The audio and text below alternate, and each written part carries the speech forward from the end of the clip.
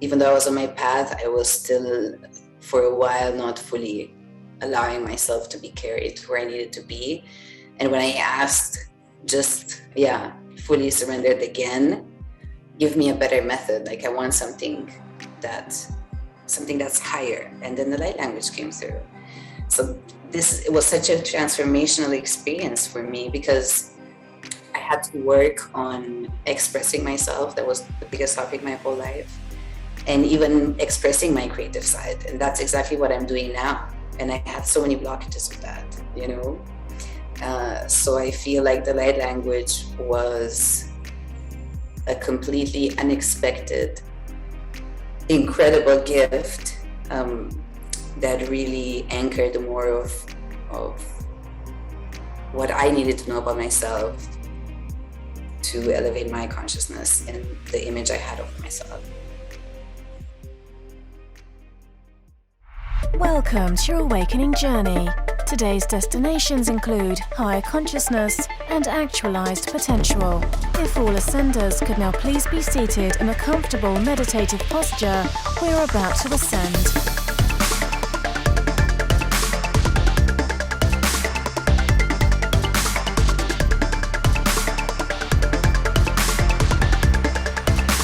You are now arriving at your host, Brian Henry.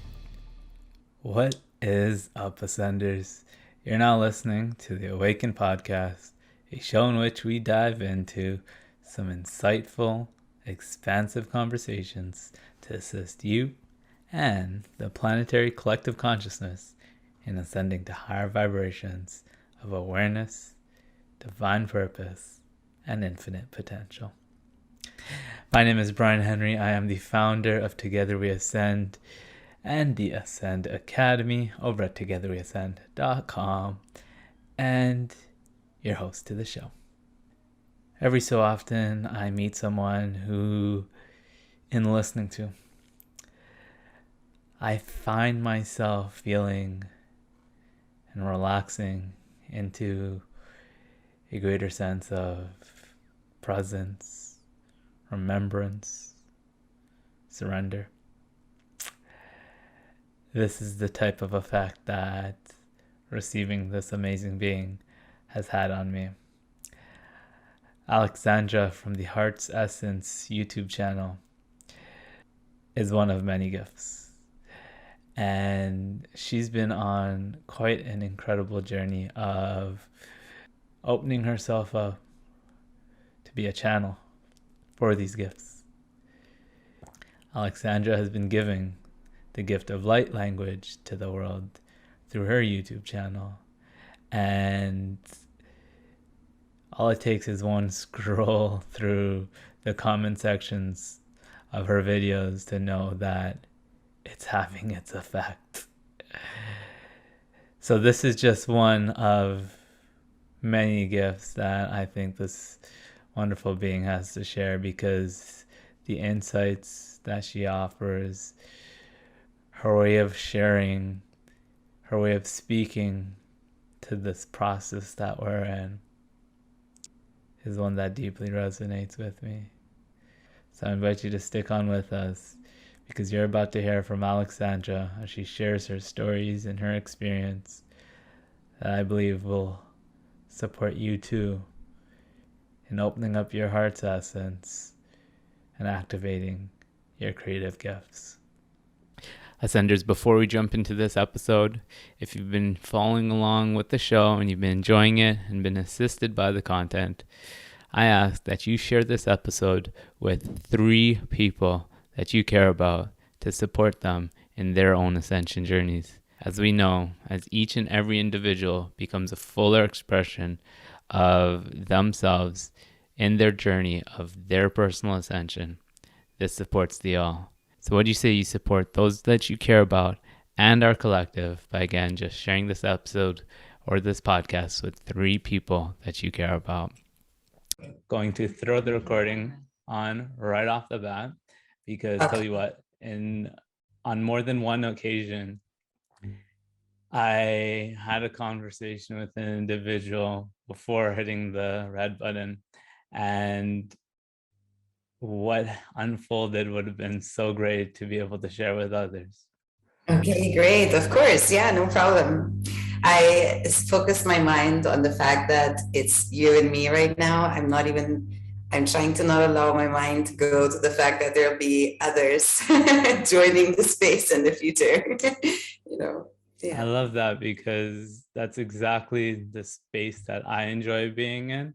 So I think what's going to unfold is we're going to support one another in being in that state of presence.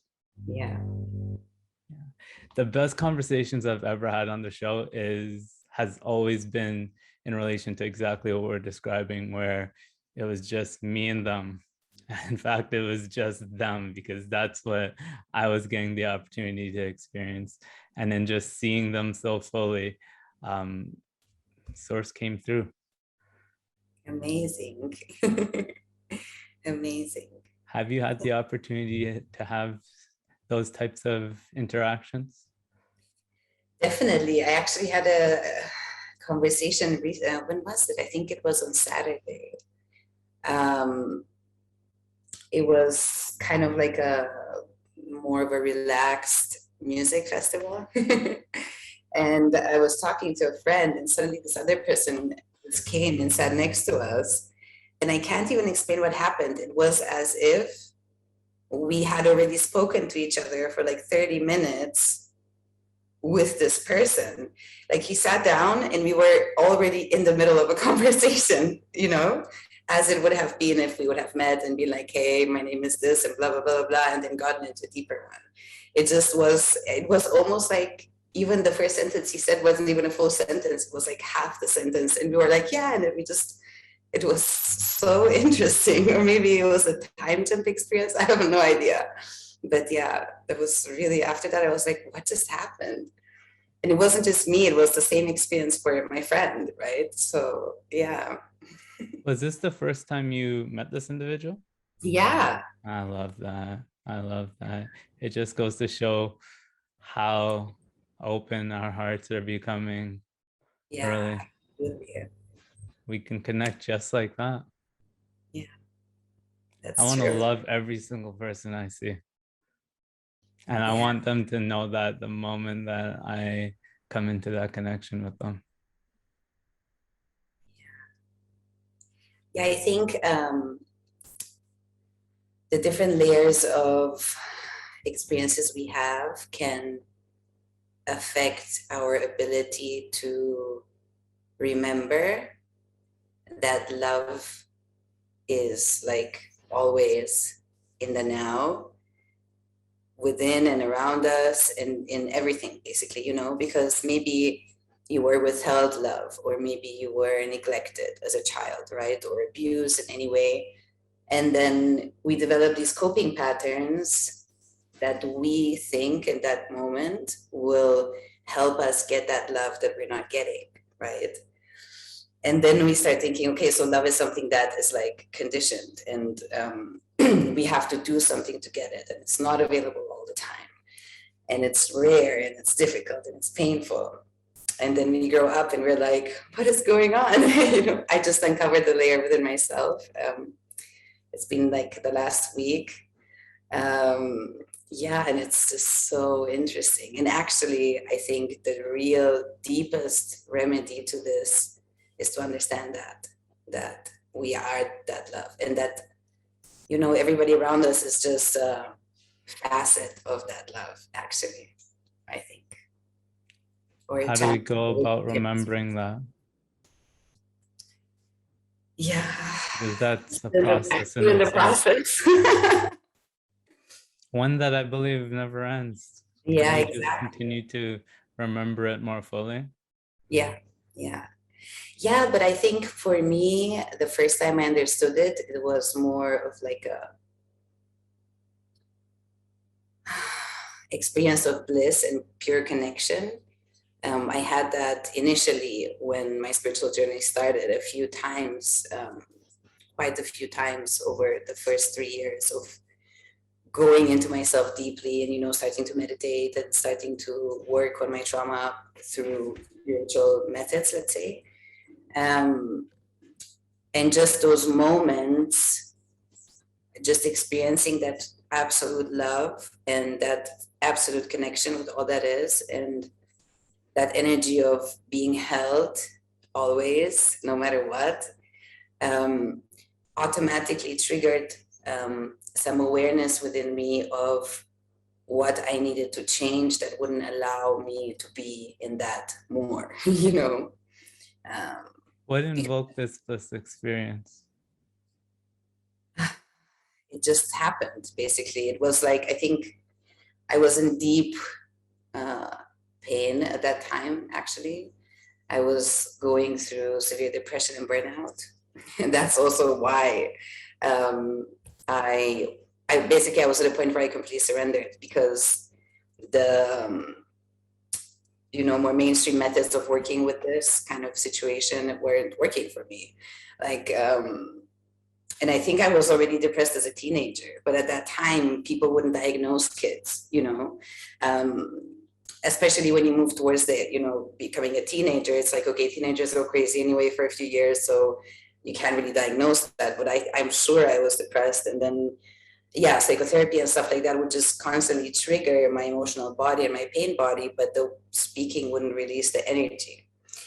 And that went on for years. And so, yeah, it was really bad. It was the worst episode basically of depression I had. And I was just like, I don't know what to do. I know I can't live like this anymore.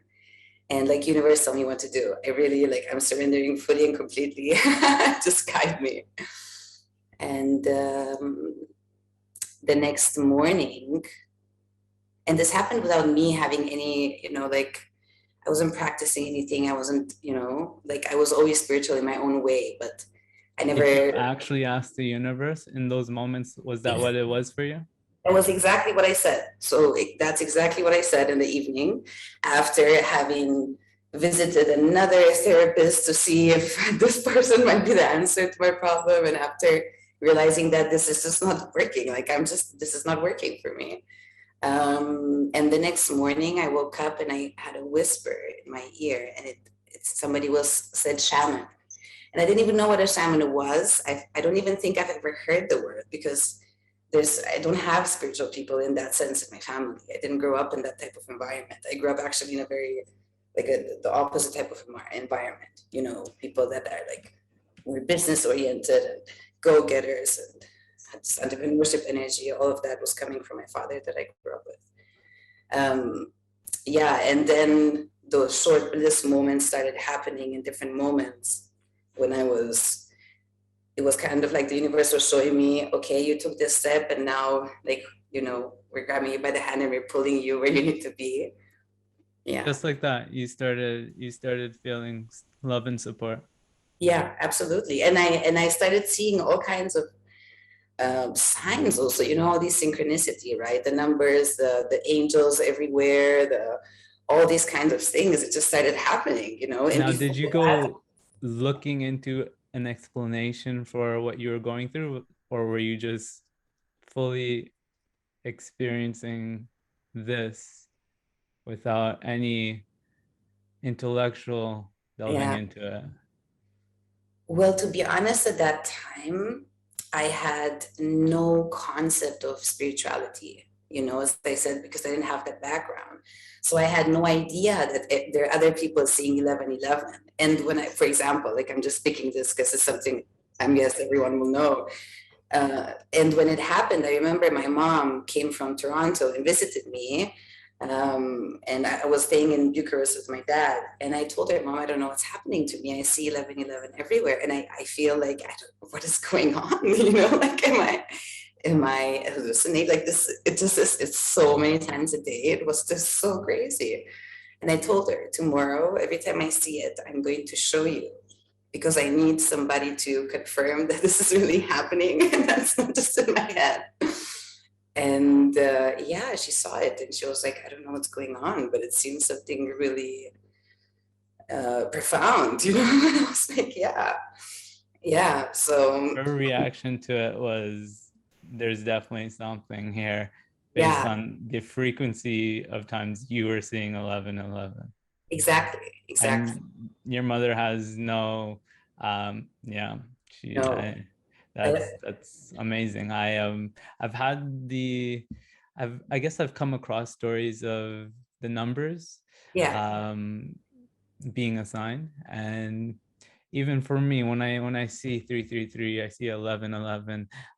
There's a, I let that in a little bit. I know I let that in, and but that hasn't ever been the reason for me how I found the sense of knowing. Mhm. So I actually think that your story has been one of the most powerful that has reminded me that this can be a way that our love, our support supports us in our awakening. Yeah, I think it's different for everyone, right? So for me, I'm a very visual person. I've always been very creative and artistic.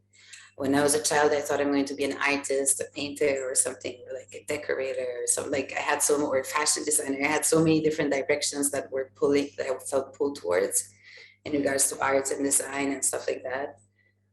But yeah, so I think that my higher self and the universe knows, obviously, that I'm very visual. Um, so I notice things around me sometimes also that other people don't notice, you know. It's just how my eye is trained. And I'm also extremely aesthetic. So like I can, I don't know, I have to really surround myself with harmony. Um, yeah, but I think in a way what you were mentioning about how your you know, connection was with that, you know, knowing that you're held and the knowing itself.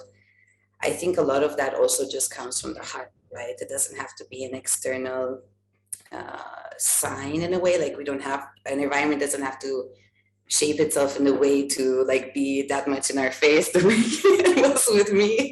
It was very powerful and I was super grateful and I still am, but it was extremely like, but I needed it also because I was in a very low place, right? And I That's so needed some. amazing to hear that you were you're picked up in that way so rapidly. And like you said, we all experience it in different ways, but um, your story of just from rock bottom to bliss that quickly, wow. Wow.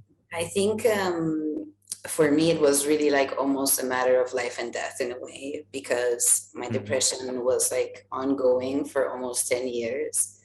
And I also just didn't grow up, or I wasn't living also in an environment that was supportive of my true being, you know? Um, so, yeah, I think just opening myself up to the possibilities, right? In that moment of surrender, because I just realized my mind is not able to come up with any solution, and nobody's mind around me was able to come up with any solution either. Um, so I think the universe just knew, you know, this had to happen to me. Like I needed to get these signs.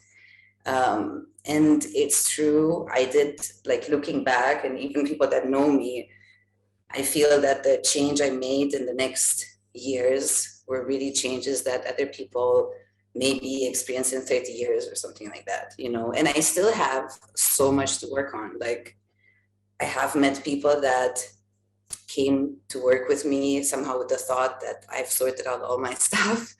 Um, and I was like, no, you know, like there's still so much I'm working on, you know, and I think it's a never ending journey. Um, but yeah, I think it was a matter of divine timing as well. And things just had to unravel in a specific way. And I think that was that push, you know, that came through, which was also very much needed. Now, if someone were to come to you and ask to work with you, what would your response be? Well, what would be the question exactly?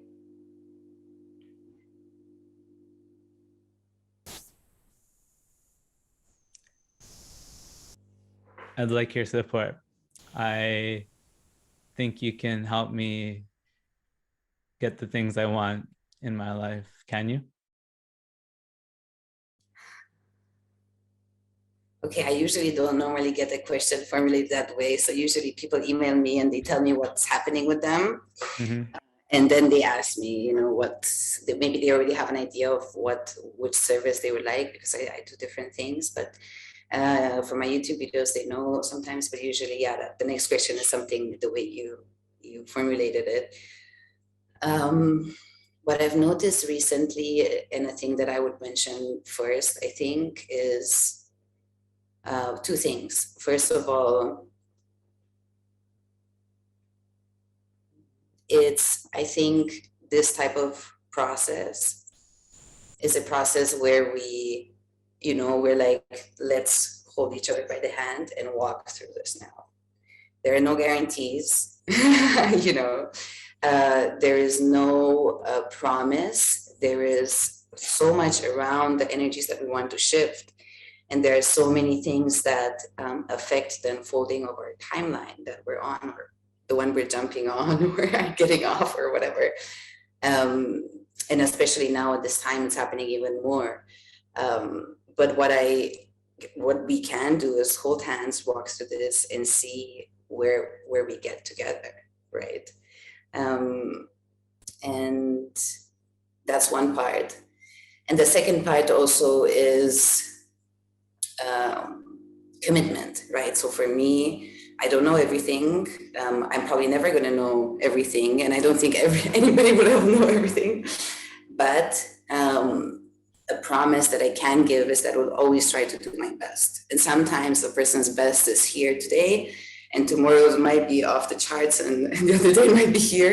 Our best varies depending on the energy we're in. But if that's what you commit to, then I do believe it affects the level of your work and the effectiveness of it. And at the same time, I feel the person that puts out that wish, right, to change something also has to commit as well. I noticed that a lot of people, even on YouTube, develop a sense of guru relationship or wanting to be saved and finding someone on YouTube and then putting all of their hopes and dreams and desires and needs on that person. We do have to understand that stuff can happen, which is outside of our power to affect things, but we are always responsible for a part of that energy, and that shift can only happen from within. Nobody can do it for you. Mm-hmm. But as I said, we can hold hands and walk through this together and look at this together and see how we can work with this, right? This is what my answer would be, I guess. But considering the fact that I do primarily light language, these kind of questions don't show up, because light language, you can work on anything with light language, but it's with light language, everything is completely out of my hand. Like, I just channel the transmission aligned with what the person wants to work on or attract, manifest, clear, heal. And I state the intention with the person's guides and my guides, and I channel it. And then it's like, this is your code of divine intelligence. It's going to work with you. Take it. And you're not taking credit for it whatsoever. Not really. The awakening process with light language was really uncomfortable, to be honest. So I do take credit for the energetic shift I had to go through to do this and to offer it to people on YouTube. Because I had a hardcore migraine for 3-4 days. So day and night. That was really super intense. When it first started? Yeah. But except for that, I'm actually really amazed how everything came together. And I'm still trying to understand it, to be honest. Like, I'm really still trying to understand it. I just hosted a webinar on Friday. No, not on Friday. On Sunday, clearing blocks to ascension. And at the end of the last transmission, there was a completely different type of light language that came through than I've ever heard myself channel, which means that there are different types of light languages coming through now. which I think was not the case so far, but I can't tell for sure. So it's, yeah, it's that present moment state. And I think it's hard to really take ownership for that present moment state when you're just being. And really channeling light language is just being. Like, I have to really take my ego out of the way, not think about what it sounds like, what it looks like, what people think about me that are looking at me, or anything. I have to really allow the energy to flow through, and I can feel it coming into my throat. I can feel the vibration wanting to come out, and I have to really even allow my jaw and, you know, my neck and everything to just move and allow those goals to flow through without even thinking about what I'm doing. So it's really pure beingness, basically. Complete surrender. Yeah. That's why I also don't really take that much credit for it. Because in that moment, with your presence, you're not thinking of the identity. I mean, of course, I do notice, like, I do notice Alexandra in the background, right? Kind of like in the meditation, when you are present and you are also observing, you know, the craziness that's going on within. So there is that, but it's much, much further away than in meditation. I think it's probably because of the brainwave state that gets activated while I'm channeling. So I recently started a Patreon community, and I channeled transmissions for everybody there. And I channeled more than I usually do in webinars that I've done so far. And at some point, it's almost like a trance state. So I think if I would really do it, I don't know, for like 3 hours, for example, of course, with breaks in between, we talk about the topics as well. I think I would probably get into a complete trance state, and I wouldn't, like, yeah, I would have to really, kind of like when people do trance channeling, I think it would be similar to that state, but I haven't experimented with it. I have to see. Yeah. What have you learned on this journey of becoming one that channels light language?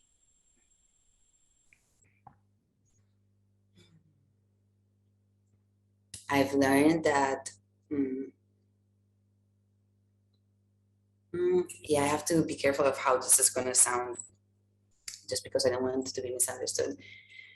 I've learned, or I've understood for myself. I'm going to talk for myself now. I wanted to generalize, but I won't. I don't think that's correct. I've learned about myself that I've been somehow searching for my own unique way to express, and my own unique expression, like as an object, you know, that I share with others in the world.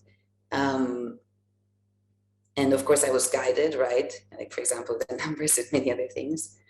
But I was still in the driver's seat in a way, and thinking, hey, this certification sounds good, or, you know, this sounds good, or whatever.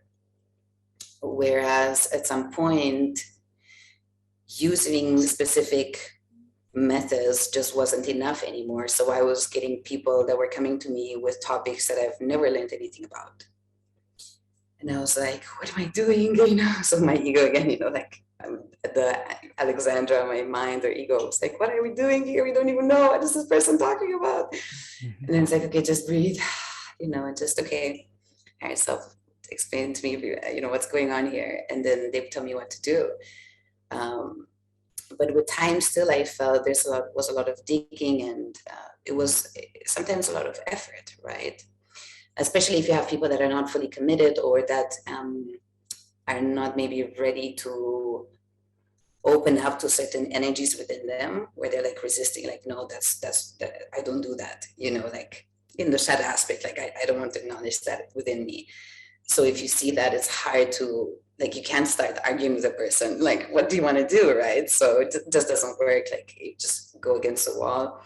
But so I was looking for something that would work more gracefully, easily, right? And where these problems wouldn't be there. And that's when the light language came through.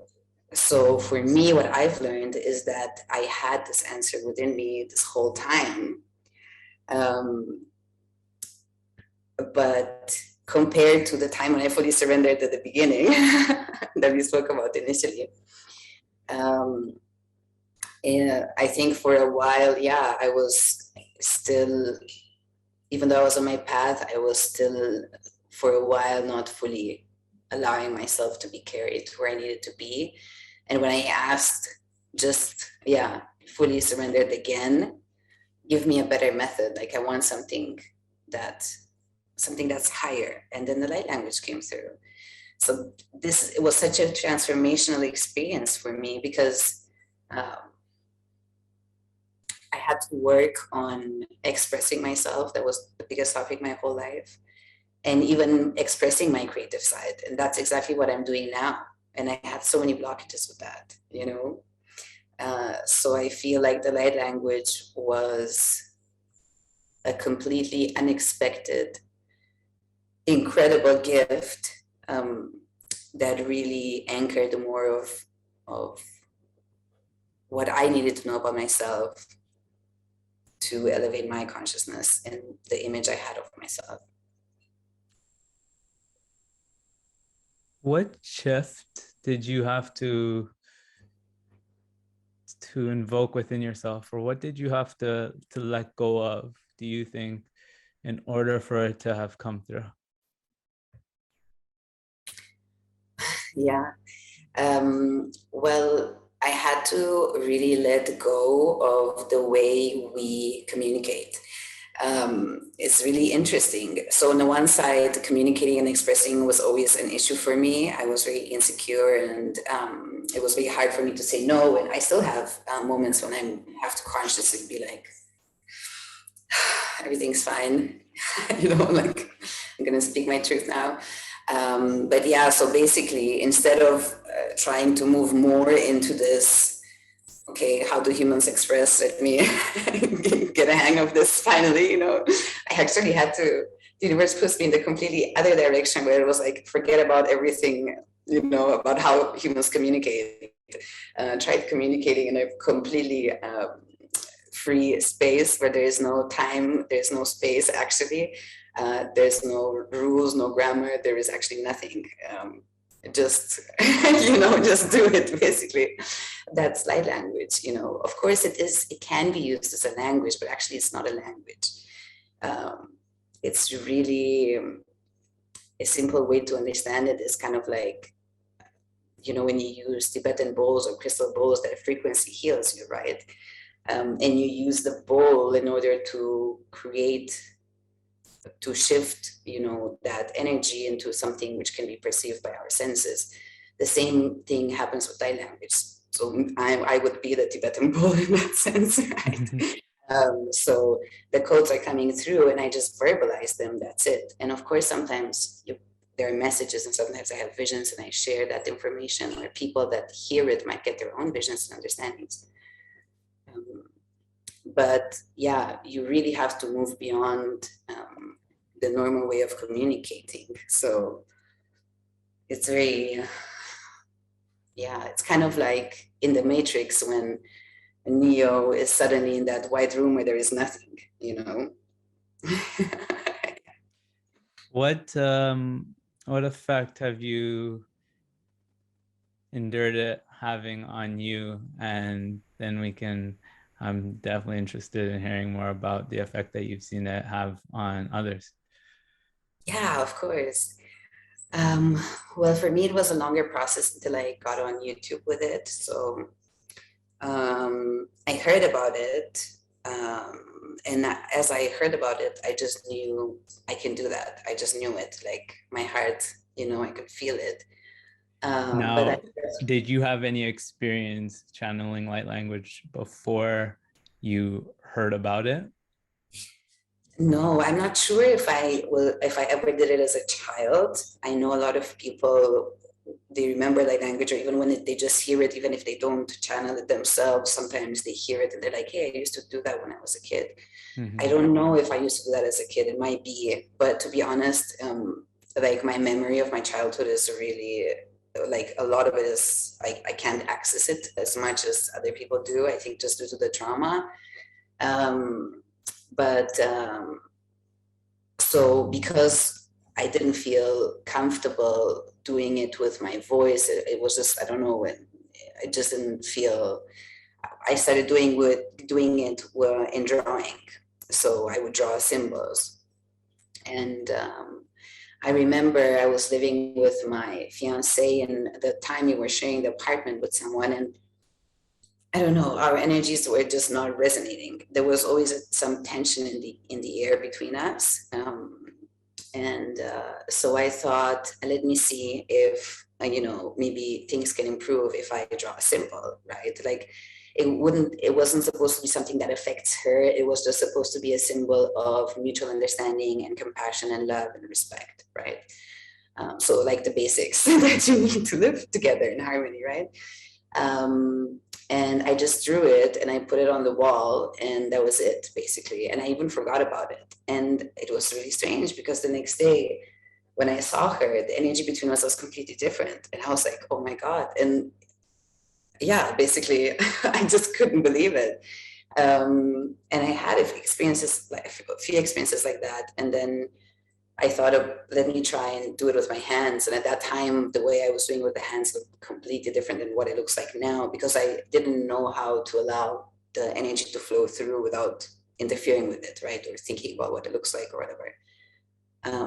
And that was amazing too, especially for emotional healing. Like within seconds, I could feel how emotions would move out of my system. Yeah. And then I just started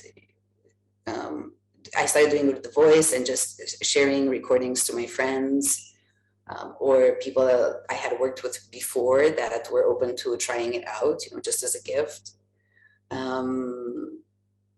And yeah, I had people, tell me like, oh my God, like this feels like home. I don't know what this is, but it's amazing. Or one of my best friends, she had her son and a friend of his at home, and she was listening to a transmission of mine, and the kids responded to it in a very powerful way. It was all kinds of stories. Like I had even people on YouTube. I get emails where people say they listen to a transmission and suddenly they see orbs in the room with them, or they see, sorry, what was that? Orbs of light. Yeah, or they see geometric patterns, like, or light around them in the room, or they see light around me, like, and the emotional release they feel, and so on. So, and I was very surprised about everything other people were experiencing, because as I'm channeling it, I do feel a bit of the effect of it, but my focus is on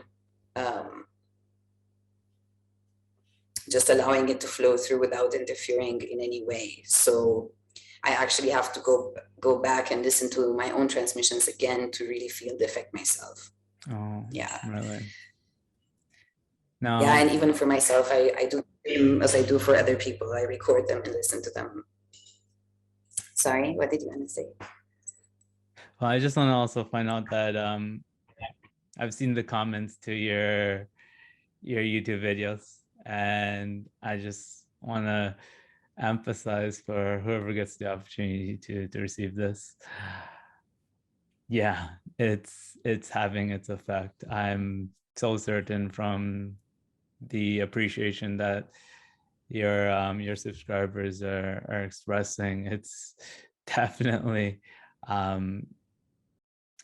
invoking. It's definitely an expression of love, if it's going to have that sort of effect. So this is where I throw in probably the first of my many thank yous for being all that you are and having the sort of effect that you're having in surrender and service. Thank you so much. Yeah, sometimes I look to them and I really have to cry. Like, I can't even believe it, I think I'm still, my human self is still gonna probably need, I don't know, 1 or 2 more years to really believe what is going on in my life right now. Like, with the light language and just, how things are, like, and where I am with these gifts. Like, I'm doing it because that's where I'm feeling pulled to go and what I'm feeling pulled to do on a regular basis, and because I enjoy it. And I just love the idea of being able to provide this for free, to people, because I know, like in my darkest moments, I was broke too. So, Like some people can afford to get help, but some people really can't, right? And I mean, look at what's happening in the world right now. So it has even more value to me to be able to do that. And just having received this gift out of nowhere, basically, of course, I feel called to share it, right? But it definitely takes some work to be willing to and comfortable sharing, especially given something like this. But to be honest, I'm not always comfortable. Like I'm actually always insecure before every video. I'm before every webinar, like I always need like 5 to 10 minutes to get into the beingness or more of the beingness as much as can be integrated in the moment. Yeah, because I think I'm still getting used to it, you know, and there's constantly something new. Like, and now there's been more and more different higher dimensional light beings coming through, offering transmissions through me. Like Mother Mary came through recently, or Archangel Michael, Archangel Raphael, and in the last webinar there was Isis that was present, and so, and it's just always something new, and there are also sometimes even names that I've never heard before, and then I have to Google them just to, again, I keep checking in with myself if what's happening is really happening or if it's still in my head. Like after 10 years of doing this, I still, when there's something new going on, I still allow my human self to have that skepticism, and I investigate to make sure that I'm not going cuckoo. But yeah, sometimes I have names of beings that I've never heard before. Like I remember the first time it was the Pleiadian Council of Nine.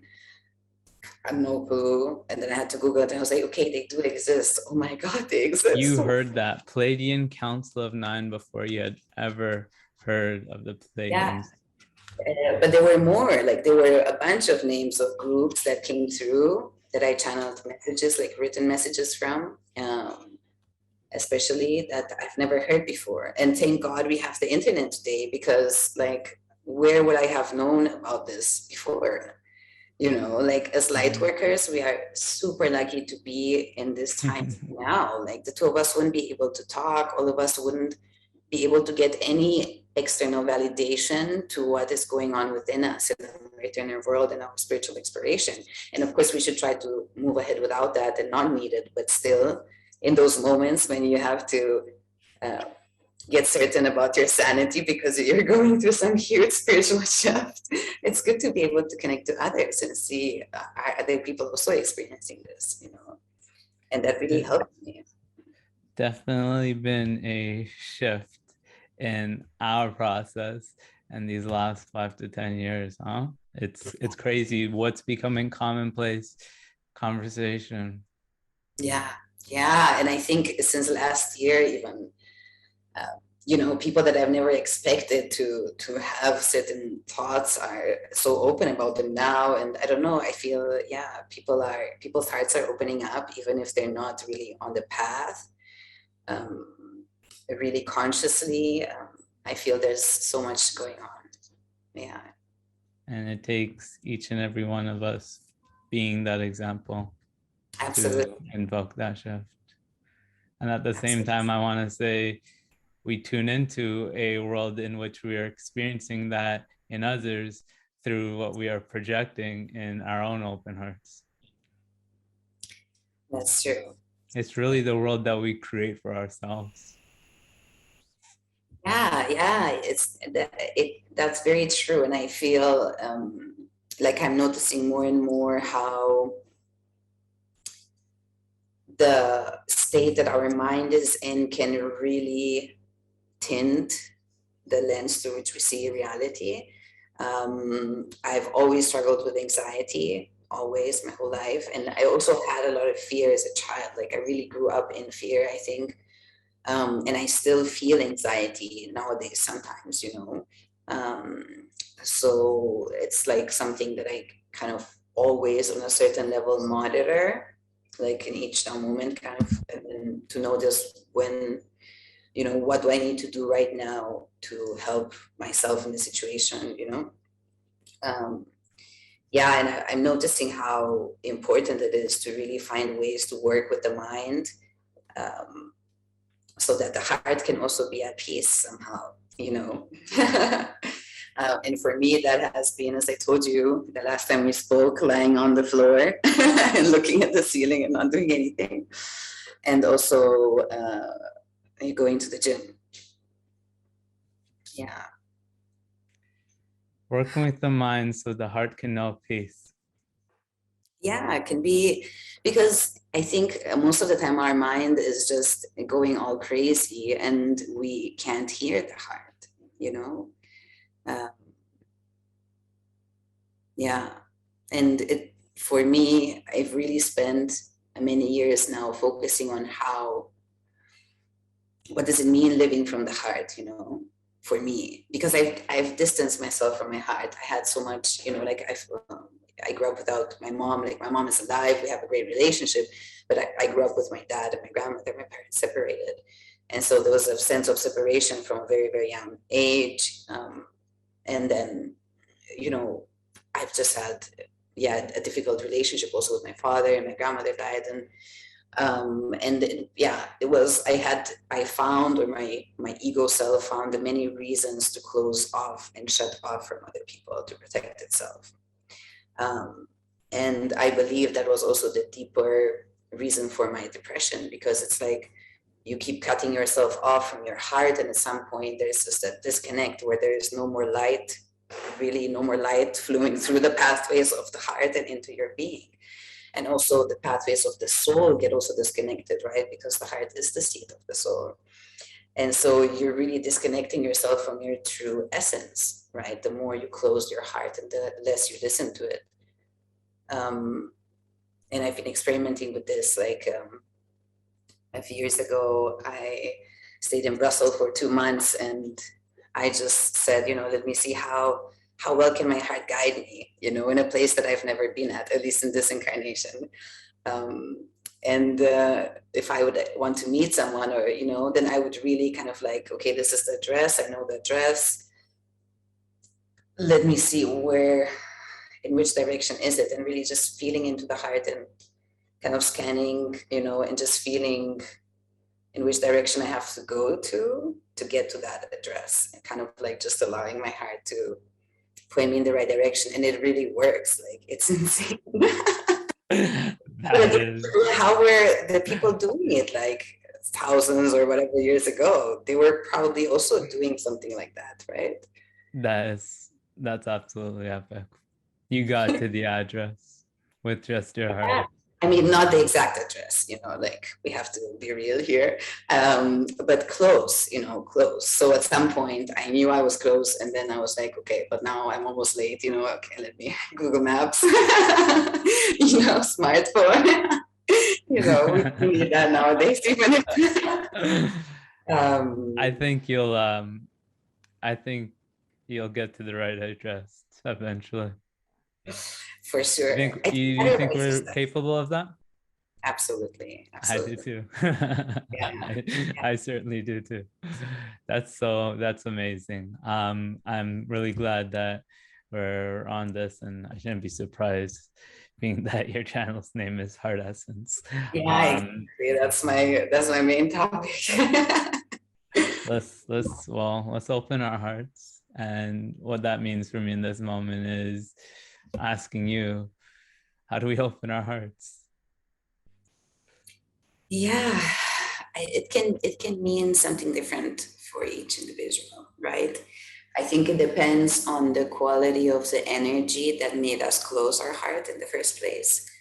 For somebody, it could be abandonment. For another person, it could be betrayal, or you know, any form of abuse. So probably the underlying frequency we can step into to heal this is to understand that those experiences have nothing to do with our ability to be loved and to love others. I think that's the underlying message, right? No matter what made us close our heart, but that's kind of like, and then of course, depending on that energy, you know, let's say if it's abandonment, right? I've noticed what a lot of us do is, let's say our wound is abandonment. What many of us end up doing is that we end up abandoning ourselves, and we create a pattern of self-abandonment because we're just recreating the trauma we've experienced. And we keep abandoning ourselves in order to be loved. So we abandon ourselves and do something we don't want to do because we think that's what we need to do to be loved. Or, we kind of deny ourselves, or maybe we're not fully authentic and we're not being even maybe true to ourselves. And we just keep abandoning ourselves all the time. And this is where, when we develop that self-love and we understand that whoever did whatever to us, that had nothing to do with us. It just had something to do with what they felt called to express in that moment. Then the heart can start opening, But as a child, for example, I'm always talking about childhood because most of the stuff, right, they boil it down to that. Of course, then we can go all multidimensional and galactic, and can go many different spheres, but like in a more grounded way, this is how I would put it. So I think as a child, we think everything is about us. So of course, understanding that it wasn't about us can create a huge wave of healing, And it all is built on that foundation of understanding that these stories that we tell ourselves, any thought or belief around not being deserving of love, not having love, not being loved. Yeah. Recognizing that these are all false stories. The moment we make that realization, then we can get the flashlight out and go in and find what we need to find that's in contrast to that belief, to that knowing, I should say. But coming to that realization, well, I guess we already said is a process unfolding, because we'll always know it a little bit more fully as we do this work. Yeah, and I think a lot of, the opening of the heart has to do with really how we interact with others. So in the relationship that I'm in now, in which I'm extremely happy, I've really managed to shift a lot of my attachment style, which was, very, I had to really work through this energy of codependency and the narcissistic abuse and emotional abuse and physical abuse and a lot of stuff. And so I was very insecurely attached, and I still have a part of that energy for sure, and I'm working through it. But I really realized that the way I communicate and the way we communicate together has a lot to do, has a big impact on my heart and the other way around. So if I can, because we can get angry with people, I remember when I started meditating for the first time, the teacher there, he held a lecture and he said, it's okay to get angry outside, but inside you remain calm, and I was like, oh my God, this guy said it's okay to get angry. It was me being silly at the beginning. So people do get angry, we're not zen all the time. But then the thing is, can you move from that anger back into that sync between you and that person? And you can still be aware of the anger, but are you fully there with that person? Can you make that shift from allowing your anger to pull you into but I, and you, blah, blah, blah, and what we can do sometimes, right? Can you come back to that space? And can you remain a team in that space? So what does it mean to be a team? That is when you are connected and you understand you have a higher purpose that you're following together. And that is when the heart can stay open. But the moment I allow that anger to pull me into it, and I go into but this person did this and I whatever and da da da. That's when the heart closes. That's when you're not connected anymore. That's when you're no longer a team. You're no longer working for a common goal. You're both working for your own individual goals. And that's how you have these issues with other people, where the heart and how open it is, or how much we can open it, it really affects how things develop. It's the difference between being distracted by the narrative and just being there with that person in the midst of it. Yeah, exactly. Yeah. And it's so interesting because sometimes when you really let go of these stories and whatever your mind is telling you, there's almost nothing to say. Like my partner, for example, yes, this way or something, she just cracks a joke, and then I'm like, everything is gone, then I just start laughing and whatever. And there's nothing left to say. So then it was just a story in the first place, right? Yeah. The more and more we feel, the less we find a need for words. And that's not to say that an expression of words isn't going to stem from feeling. But I just find in that connection with the other, so much is being communicated beneath the words if we're willing to listen. Absolutely. Yeah, and somehow that is in a sense also what a lot of people ask me, for example, in regards to the light language, like what is being said there, or what does it mean? So there is, and I totally get it. There is that part of us that wants to understand.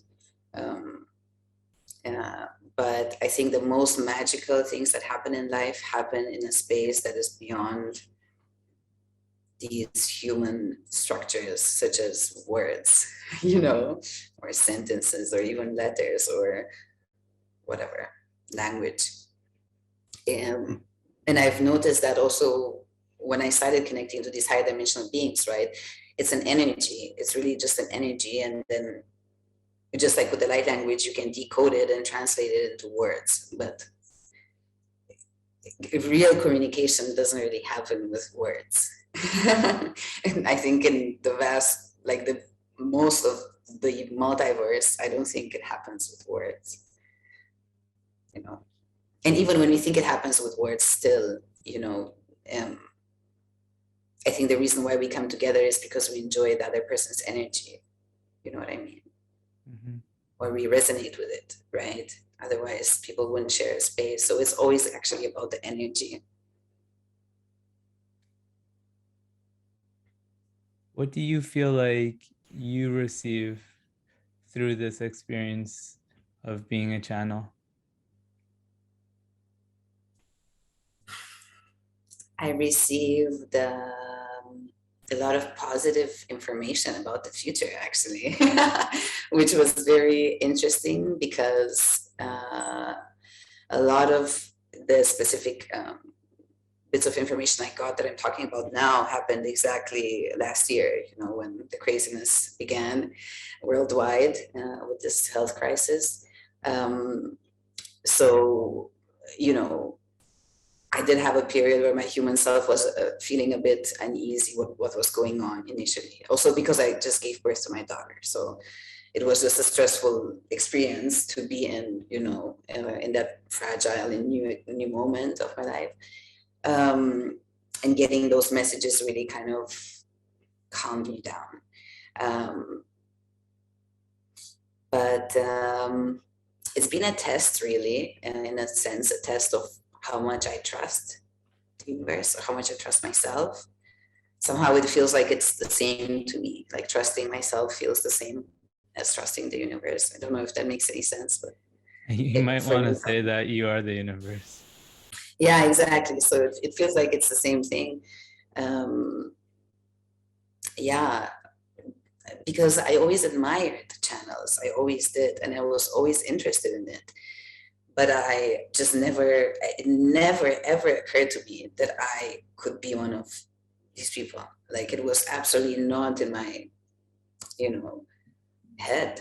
I know that maybe like 6 years ago, I did mention to my ex-husband that I think at some point in life, I'm going to be making these drawings or this artwork that each piece will vibrate at a certain frequency and people will be able to put it in their homes and that frequency will keep working with them.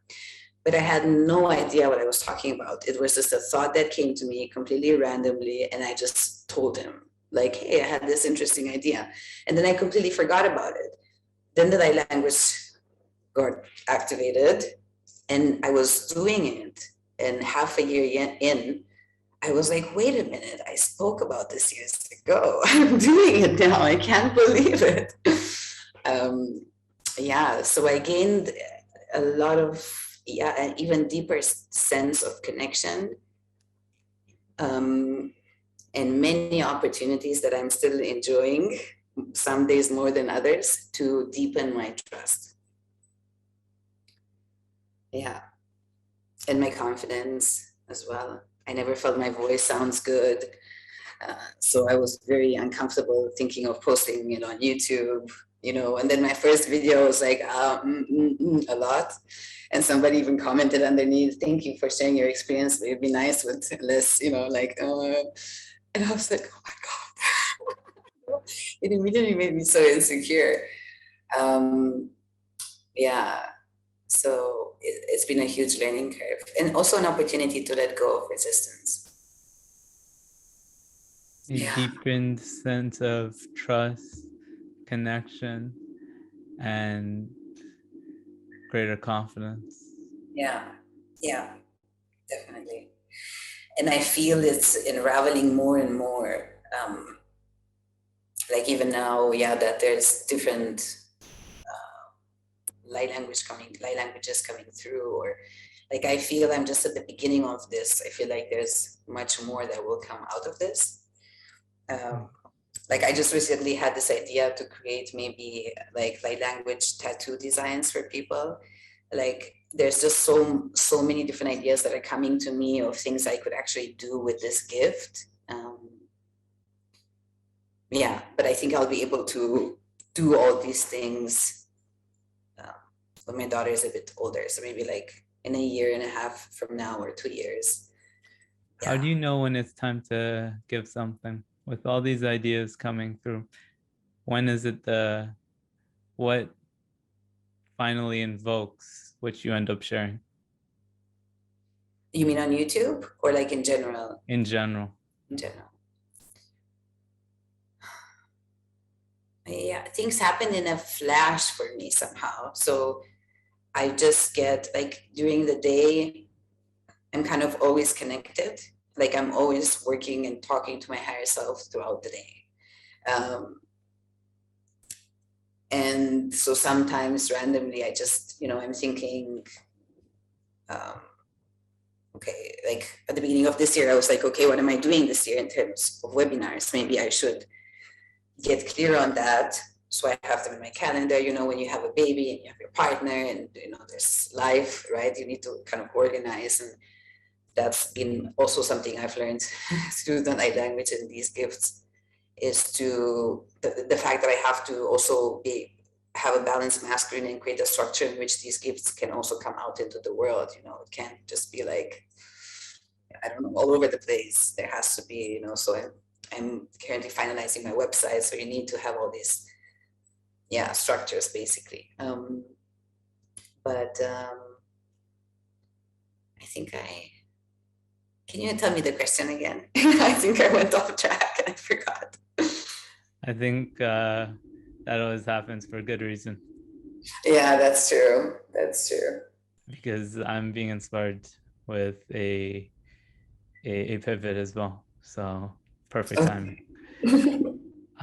I'm hearing a call to address the metaphysical, the energetics, your understanding of, well, it seems like, again, the gift comes through in many different forms, so we can generalize, but what's your current understanding or take on what's happening on a vibrational level? You mean like currently, just in the collective, or No, through the sharing of a gift like light excuse me, light language. yeah. So okay, to answer that, I'll just go into a little bit of how I would describe light language, just things I haven't mentioned so far, just so it's easier to understand. But basically, as I said, yeah, what's happening is the person who channels it verbalizes those frequencies so they can be received by those who are listening. Or you express them through the hand or like drawings and so on, body movements, whatever. But to the receiver, what's going on is they are being offered a code, right? Or you can also think of it as a multidimensional sacred geometry formation. And you, with your higher self as a listener, are either, in a normal therapeutic method or healing method, you still have that resistance where, should I take this? Is this what this therapist or healer or coach is telling me? Does it resonate with me? Yes or no? I don't know. Maybe it's the person's shadow self, so they don't want to accept that they have that energy. So then maybe they're going to say, I'm not going to accept this offer of yours, right? This template that you're offering me. But with light language, the higher self receives that template or that code, the sacred geometry formation, and you are basically hearing yourself by integrating that code. So actually, the channel where I am not doing anything, I'm just kind of creating the pattern, and you integrate it and it works through you. And the powerful thing about the light language is that, as I said, it surpasses the ego mind. So you can't be like, nah, pass, next, I don't want this, or nah, I don't see that in myself, I don't want to acknowledge that, or whatever. And it works on really every aspect of your being. So it works on your DNA, it works on the entire chakra system, all the energy in the spiritual bodies, right? And you can direct it to specific organs, specific experiences, so there is no time and space. So you can do a transmission to heal a specific event, right? Or you can even do a transmission to help sort out a specific event. So I've done light language for a court case with somebody, for example, and it helped. It was basically, they just said, there's nothing to investigate further. We're closing this case now. Like, nobody was affected by it directly, but there was just no drama or stress or unnecessary stuff. So you can really work on really interesting stuff with it.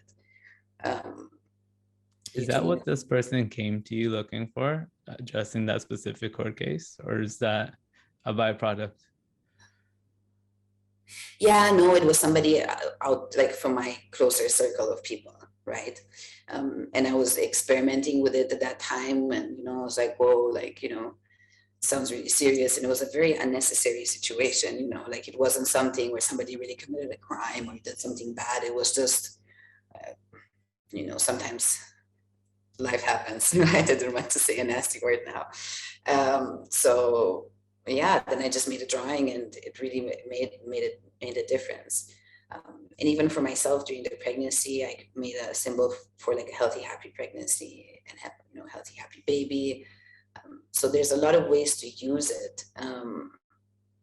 And even with the symbols, you can have them in your house, you can put them on your body, you can put them on individual chakras, right? You can gaze at them during meditation. And even if you just have them around you, right, those codes are kind of constantly connecting to your field. You don't have to actually use it consciously.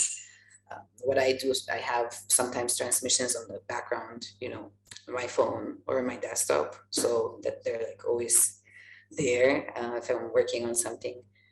But yeah, so these transmission, basically, they can really help release anything from the field, like, right, any part of our being, even from the soul or the conscious, subconscious, and conscious minds, and so on. It can help you attract something. It can help with many things, basically. And I just love it because there's so many creative ways of working with it, How often do you go into this with a specific intention in comparison to it just coming through without you necessarily having a preconceived idea of what's going to come through? Well, for me, actually, I've never really had that experience of it coming through, just coming through. I did have a long phase when my body was preparing for it, but I didn't know that's what it was doing. So a few years before the light language came through, I started a certification called TRE. It's trauma,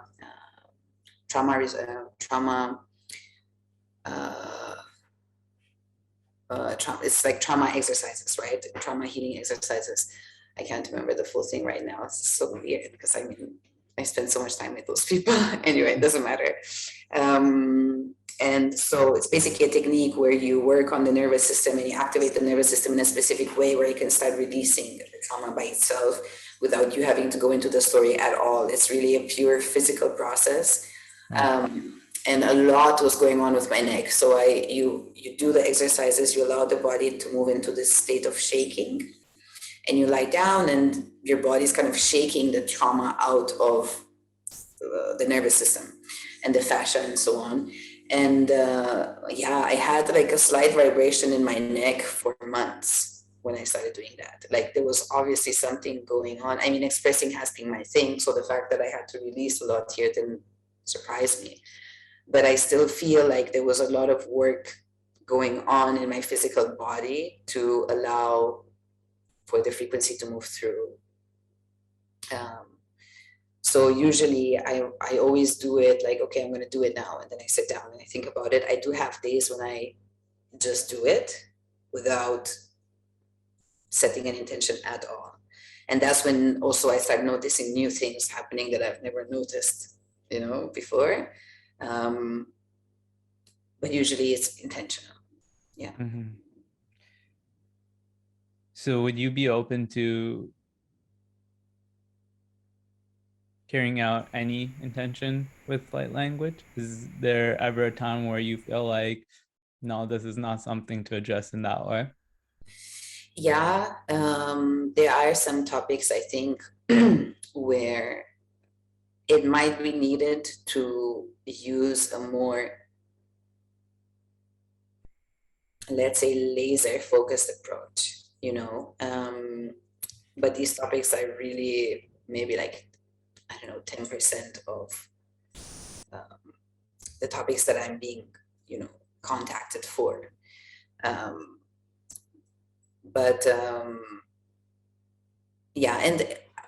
I think light languages helps everyone. But I think in certain cases, if I have the feeling that a person really needs to integrate something on a conscious level, where maybe you need to take that person by the hand and you need to deconstruct the story a little bit to help them see it clearer, or to see things that they wouldn't allow themselves to see, or to help them shift their perspective, where really it's also consciousness work. That's what, of course, it does happen on a certain level with light language, but sometimes you really need to talk through it, right? Mm-hmm. And so then a one-on-one session would be better. Mm-hmm. Yeah, it's not always going to be the way that your purpose is going to want to manifest through you and the way that you carry out your service. I still feel this need to dive deeper into, especially the experience of the recipient. Do you have any guidance around becoming more receptive to it? More acceptive? Receptive. Well, a lot of people ask me, what do they need to do? Well, first of all, it's important to not close your field off. So not having your arms or legs crossed while listening to it. That would be a good thing. And then, the thing is, there's always a part of us that's listening. So, of course, if you want to have the full experience, you can put headphones in. That would probably be the best. Especially because I always have relaxing background music in the YouTube videos. And I had people commenting who were like, Oh my God, I love your channel even more since I started listening with headphones. So I guess it's like, even for me, I like it more with headphones. Um, but so that again can help you connect with it better. But honestly, like being brutally honest, you can really be walking around your house vacuuming and listening to the transmissions, and they're still going to work with you.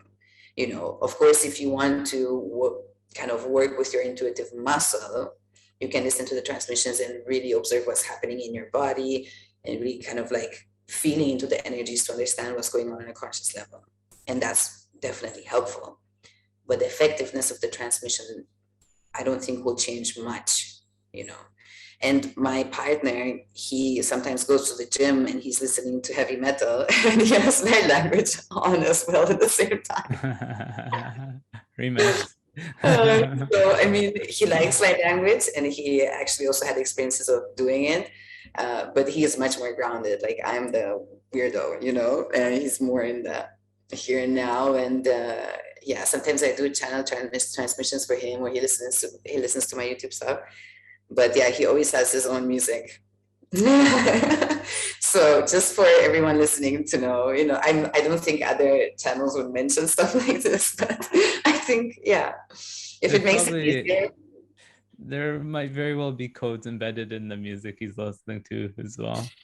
It could be, and also I can imagine that the light language might even filter out any frequencies in the music, right? If there's anything there that's weird. Could be. No, it's definitely coming through that there's a reason why he feels compelled to listen to them at the same time. Yeah, for sure.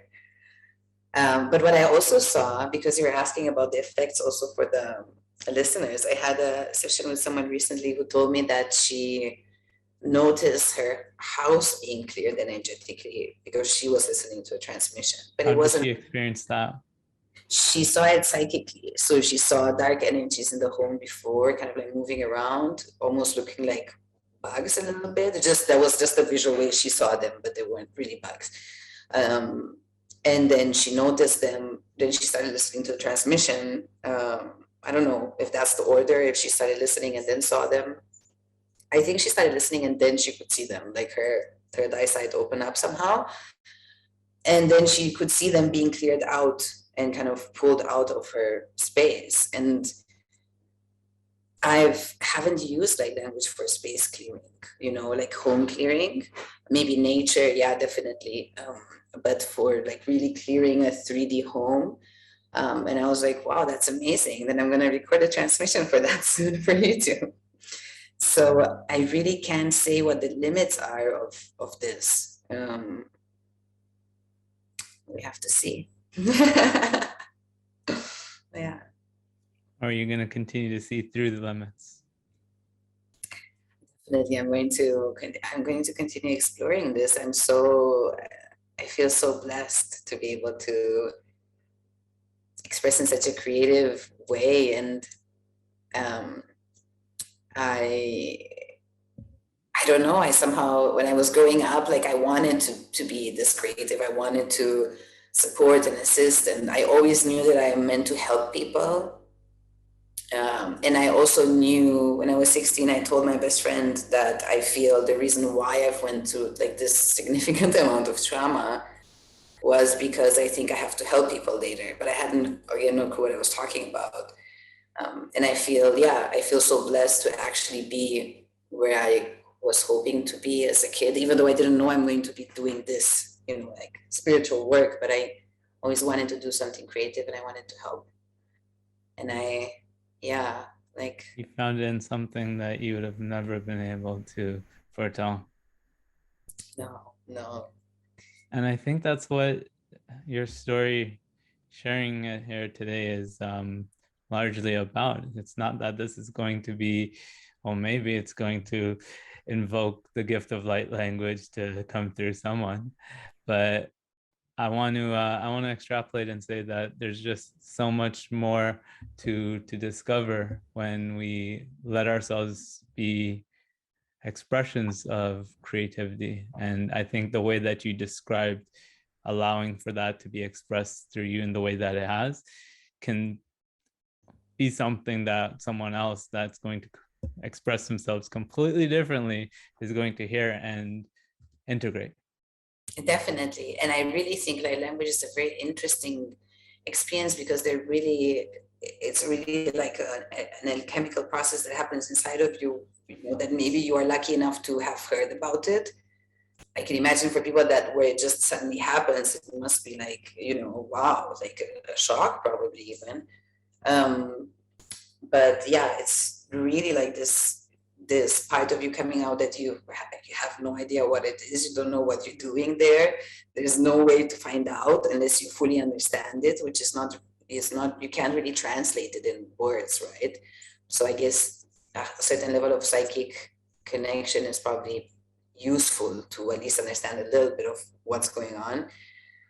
But yeah, so yeah, I think it's a gift where you really need to overcome your resistance, and have to step up in your courage to really get to understand it fully. And I know I'm like just halfway up the mountain, like, yeah. Well, I want to second time thank you for all the work that you've done within yourself to become a full expression of those gifts that are coming through you.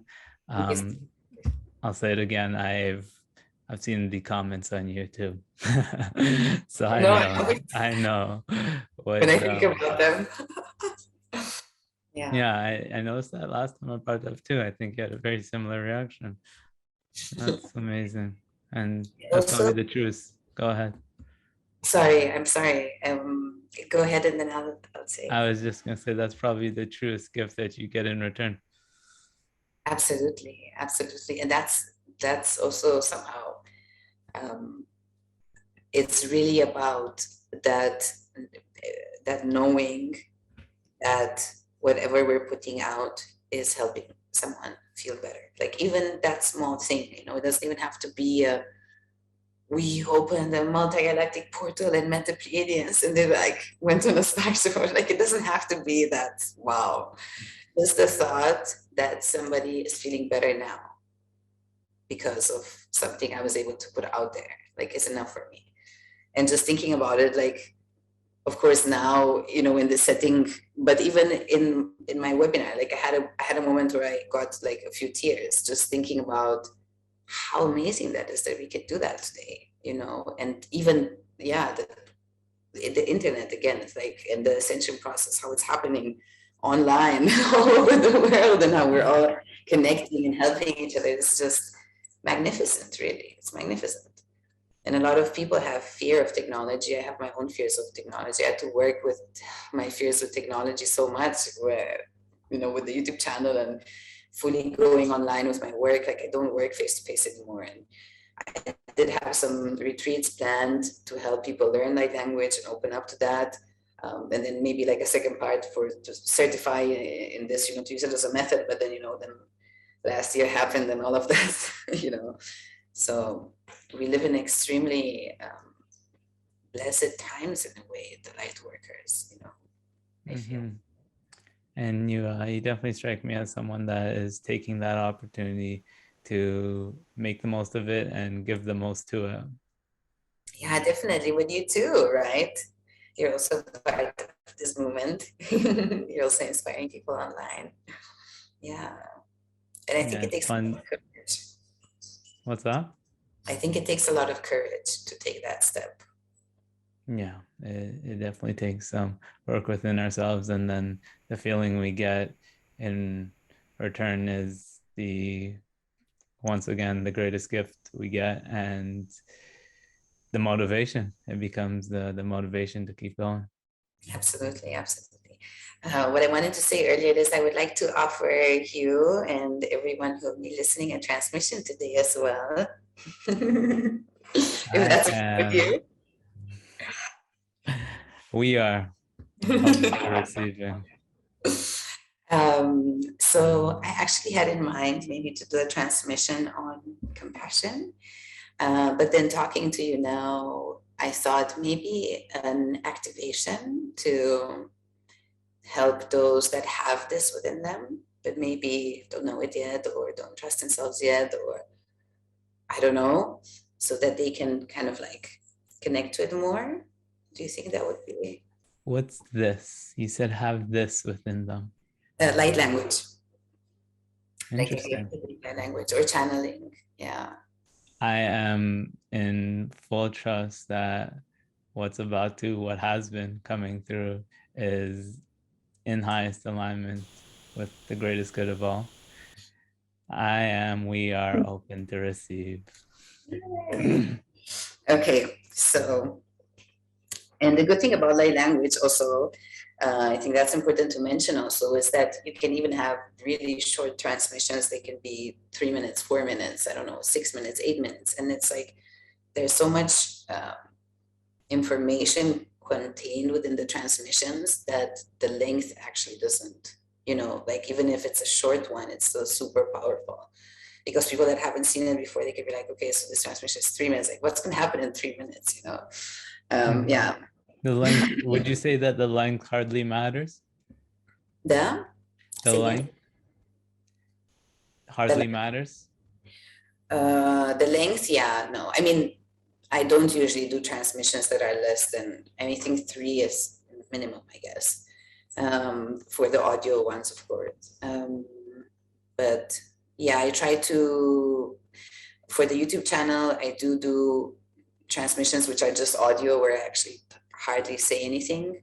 And then I do videos where I explain something on the topic, and then I do transmissions on it. So people can kind of like choose what they like more.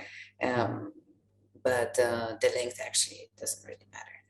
It's really just about having that, opening that portal kind of, and taking in those codes, and then you can run off, and at some point you're going to feel transformed. Yeah. Well, I'm ready. One thing I do feel called to say to you though is let's let the ego mind know that the length here isn't of a concern as well. Don't let that be the reason why we don't go on for an hour. Definitely. If I can support you in just surrendering a little bit more, but I'm sure that it's going to be the perfect thing.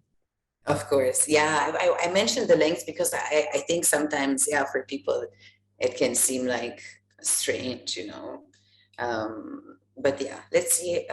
I'll just, allow it to flow as long as it needs to. Okay, so let's do, just give me a second. Let me just check in and see.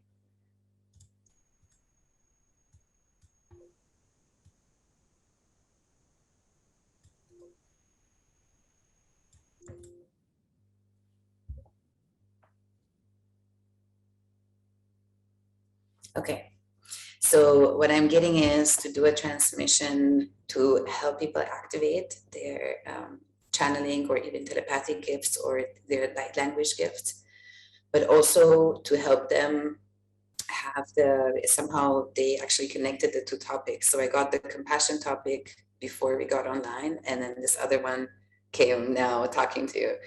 But basically, so activating these gifts and clearing any blocks that might be there and not allowing the listeners to, connect with them and embody them and use them.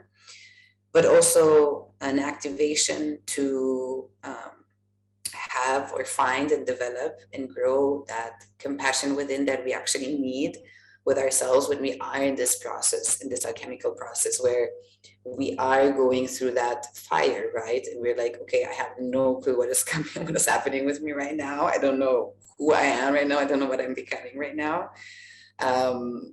And it's freaking me out, but then you're right, there's no way out but through. So we have to have compassion with us in that moment. It's kind of like, when you have a child, taking the child by the hand and being like, okay, I know you're scared, I'm here with you, we're doing it together. So I think these two energies are very important when we want to awaken what, all the magic and the good stuff within us. Yeah. Okay.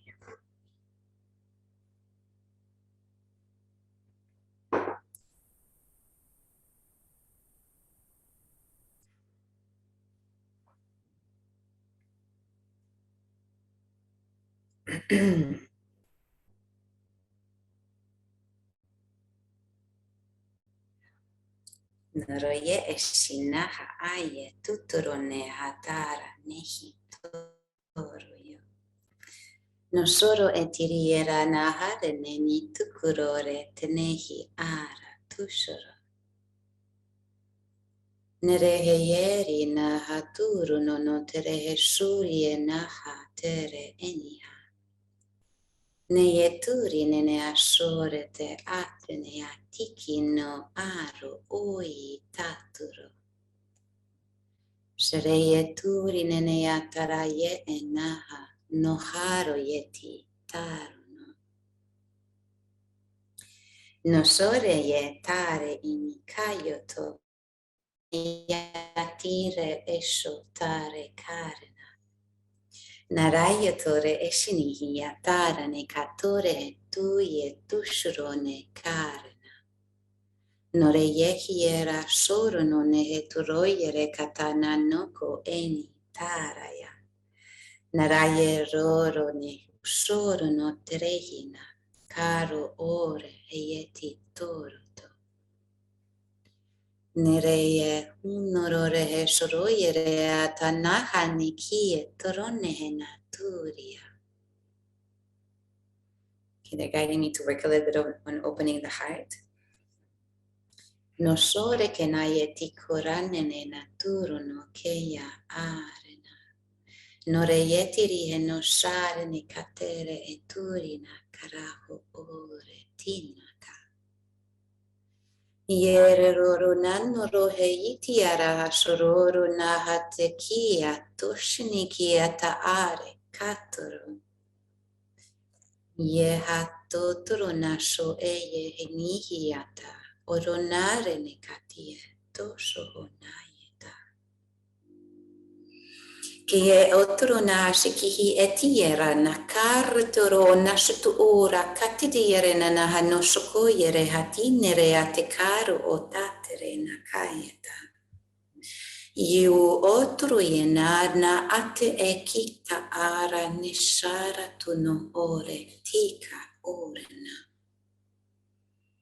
Nore ruye hashoro nahane hekina taraho neyi ato kereya. Naye aye kishie toroye nahara turu noro nehi nakatore inashore takaru oreta. Ye yarayeno tarane shukie tarahanaye keti ineye tushore katie shaareta. No ye akerena tarayo no toshekeya tahe ine. Nuhoye te areta. Ye yawo oa. Kashieta. Anotre na hora te kina ye. Neshitiki troye atanana hene ye aro tonea. Neyare neki anakoroyeta. Shokore na ye are katere. They're guiding me to work on the higher heart chakra as well. That's part of our telepathic communication system, let's say, for all of us. Yotoro na hayeka shi enare avieni, taro hoye takare enina. Nora ye yaturo no kashiye ayena ka are, torane ne ka ayeya kotara. And we're going to do a bit of work in the head area just to open the telepathic channels, to upgrade them, regulate them. If there's any help needed there, we're going to do it in this part. Shoye taranene ya kore eti karayo ota ashene ya kaare kana. Ye yoro nanne ya na kushere ya takranene ya nakuna ya kashiti ya totere na yati era. Otere na shoro ye naye. Karaye nini ye noho ona tkuye tashehe ara tuturo. Ye hara na hanehi torone hesho areta torana kushuru. Terena toro otehi Nasharutoka ayetiya korayana naturunu.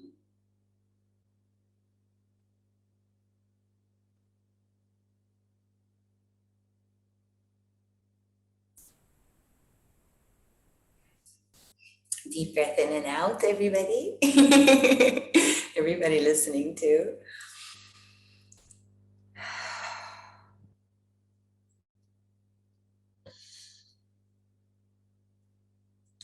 How are you feeling? I'm grateful. I'm present. I'm feeling.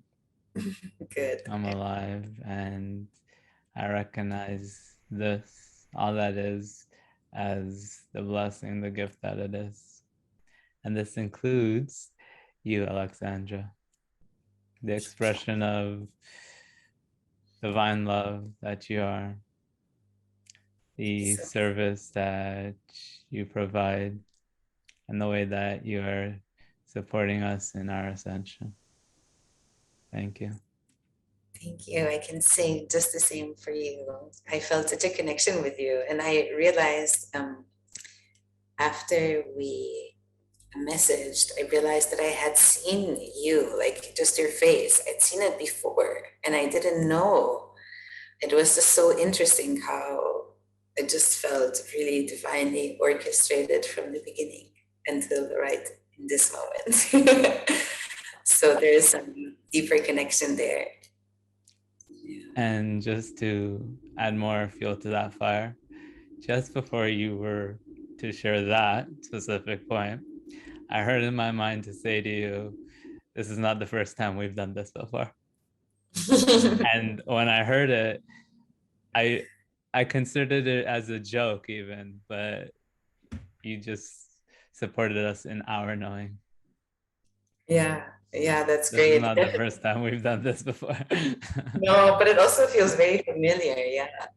And really, I just think it's really beautiful when two or more people can come together and be in that present state, in that state of curiosity and true authentic interest or desire to connect and really know a person fully. I feel that's almost quite rare, you know, when you look at the entire population, right?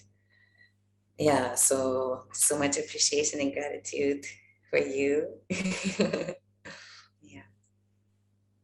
I have one final question for you for today. This is the grand finale. You ready for it? Okay, I'm ready. Alexandra, you just realized the power to telepathically communicate to all of humanity. What do you say? To be honest, I think in my specific position that I'm in, I don't think I would say anything. I think I would just channel light language. I love that. Really, because there's much more that can be transferred than in words, human words. I just recognized something. You put yourself in that scenario of telepathically communicating to humanity or being able to you, and you wanted to answer for us what you would do in that situation. Yeah. We're gonna go deeper here. Okay. Alexandra, here's your opportunity to telepathically to communicate to all of humanity. Okay.